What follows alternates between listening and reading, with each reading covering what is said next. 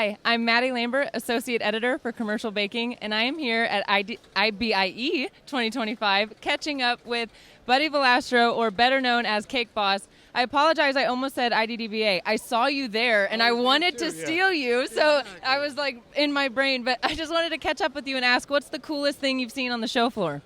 Oh, wow. There's so many cool things going on here. I mean, this robot that they got going on for the drizzle is pretty cool here at Unifiller.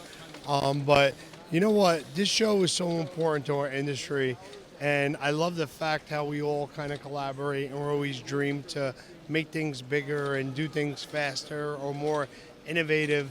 I just seen a lot of technology just getting pushed to the limits with robotics, and I feel like we're only scratching the surface with AI coming in and stuff like that. So very happy and proud to be part of the baking industry and come and share and look at all the new toys we can get. Well, thank you so much. And this is my first IBIE, so getting to talk to you is just the cherry on top. So thank you so much for your time.